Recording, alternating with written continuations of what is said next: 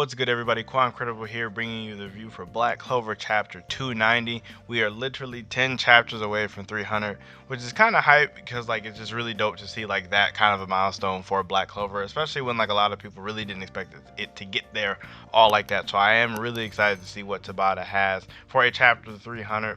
But we're going to talk about 290, not going to speculate on that.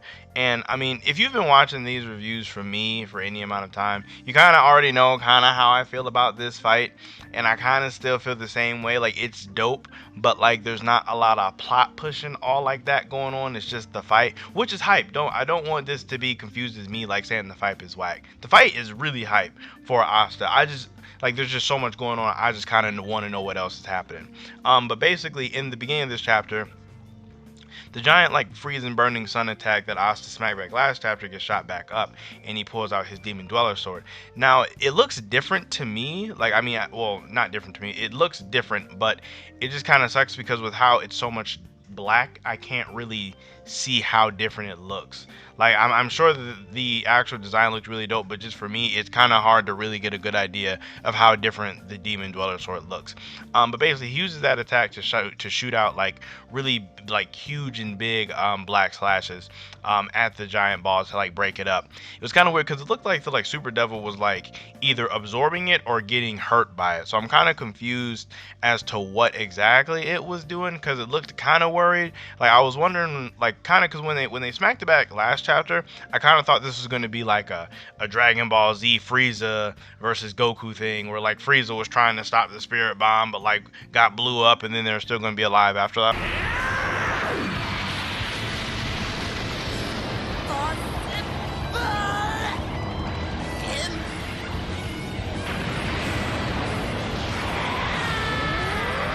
Essentially it was none of that. Asta just cut it up and then it exploded. That's kind of another thing I wanted, is to kind of get an idea of how strong the blast was. I kind of wish that we could have got a more grandiose view of the explosion. Say on that instance, Tabata chose to show us the whole castle view and then show the explosion of the ball getting cut up, and then we got to really see how big it is. I kind of would have liked that too. Not super big, that's just real small nitpicky stuff, but honestly it was still executed well. But essentially after Asta cut up the attack, this moment was funny because the Twin Devil tried to hide in the whole ice fire thing, but Asta was literally on his neck with the whole demon destroyer sword and just cut the magic off immediately as soon as he did it. Didn't even really give him a chance to run. And I really did enjoy this moment where Libby was kind of just reminiscing, or not reminiscing, but thinking about how by myself, I was the weakest on the lowest floor. I would have never been able to fight these guys, but with Asta's help, kind of with those two together, they can kind of take on almost anybody. And but that's not the part. The part I really liked is when the Twin Devils were for the first time experiencing fear. And I know this is this, I wouldn't say this is a super common super villain trope cliche type thing. I wouldn't say this is super common, but it does happen often in series, and I do enjoy it when villains or certain characters do get their first experience of fear, or being afraid, or not wanting to lose. Those kind of things are always really, really cool to see, and I really do think this was one of the better executed ones. Granted, you could argue that the characterization for the Twin Devils could be a bit better, but if you just take this isolated moment right here, I think it's cool. And then one thing from the Twin Devils experiencing fear is they finally decided to use their brain, which is weird because they're literally two devils fused together. You'd think they would have been using their brain a little bit sooner, but they finally decided to run from Asta to try to draw out his time, which was cool on the part of their actually trying, or they tried to have a baby strategy, but kind of weird in a sense of did they see Asta's chest piece light up and oh wait a second, this form has a timer,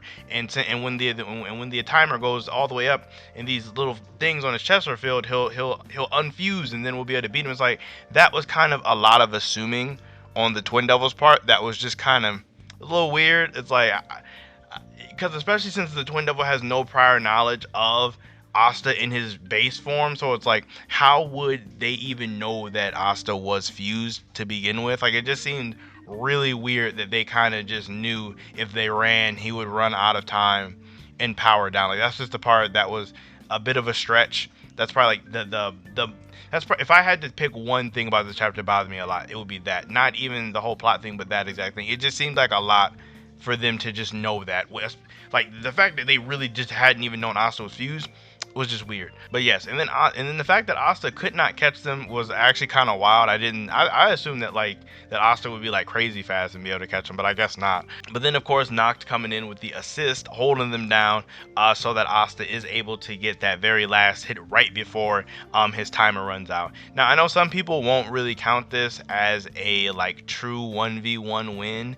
And honestly, as much as I want to disagree with them, they are kind of right. This isn't really a true 1v1 win for Asta, because if you really think about it, had the timer had not stepped in, Asta would have 100% unfused and died. So it's like, I feel it Noct came in the clutch, but me personally, I'm still going to give it to Asta as a 1v1 win until people yell at me enough to make me change my mind. So I am curious to know what you guys think on that exact one. Do you guys consider this a true 1v1 win for Asta, or does the Notch intervention that was actually very pivotal to Asta winning make it not a true 1v1 win? I kind of want to know you guys' thoughts on that.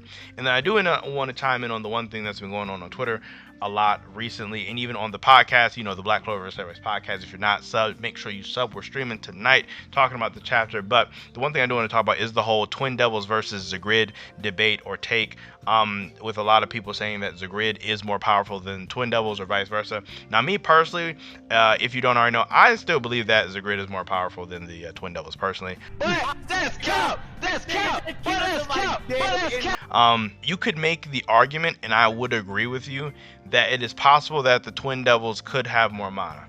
You could make that argument, but I believe if Zagrid fought these two, he'd probably win just off of the fact that his magic is better and he's smarter. Like, and not just saying like, oh, he had one strategy that makes him smart, but just actually watching him fight against Lumiere, Lich, Asta, like against all those people, he executed the fight a lot better than I feel like they would have. Granted, they don't really have lots to do because they just shoot fire and ice, but it's one of the things where it's like, the Twin Devils were really dumb. Like when they were like, Nama got cut and didn't think of, okay, I'm in danger, let me play it safe. So it's like, it's like they kind of aren't really all that smart, and their magic is really one dimensional. They can literally only shoot their element or turn into their element on a very large scale. Like, not trying to downplay them, but it's like they're kind of one trick or two trick ponies in that sense, whereas the Grid can kind of do almost anything with his magic. So I just feel like Zagrid has a better toolkit and is smarter.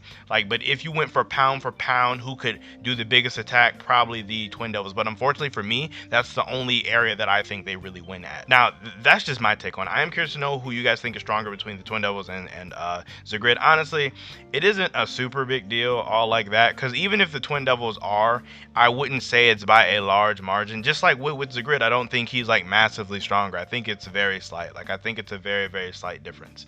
But that aside, the really huge thing here, like the biggest thing honestly, is the fact that the Twin Devils are defeated is where we're going next, which is what I've been most excited for. It's just because there's so many different things on the table with, the Dark Triad, the Heart Kingdom group, Morris, potentially another gate opening up immediately.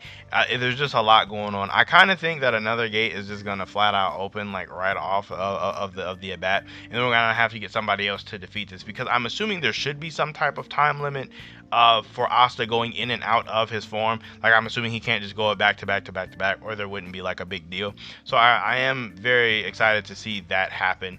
I'm assuming, because I know we're getting a chapter next week, but I'm assuming we're going to get a break pretty soon here, if not next week or the week after next. So Tabata's probably going to plan some like super cool cliffhanger. That's why I'm like really excited to see what goes on next. So hopefully we get to see lots of different areas for the next chapter. Yes, but like I was saying, for where my money is on, we're going to get some more gates opened. Or for my money, we're going to get another gate opened, and then potentially, the setup for another face-off with Asta not involved, which is what I would really like to see. Or the other one, we could just start going back through the Dark Triad, which is always fine with me. I always like seeing the Dark Triad do some stuff. But yeah, as for the chapter, for my rating, I give it like a 7, a solid, yeah, a 7. 7's probably fair. Just a regular fight chapter. However, it did conclude, so I am excited for that exact thing. Let me know what you guys thought about the chapter down below. Please let me know about you guys' thoughts on the Twin Devils versus the Grid thing. I am curious just to know how you guys feel about it, because I've seen lots of different opinions, but I want to get my like my YouTube family's opinion. That's kind of what I really want to know. But aside from that, make sure you guys like the video as well as subscribe to the channel for more Black Clover content and all of that good stuff. You guys enjoy the rest of your day, and I will see you all in my next video.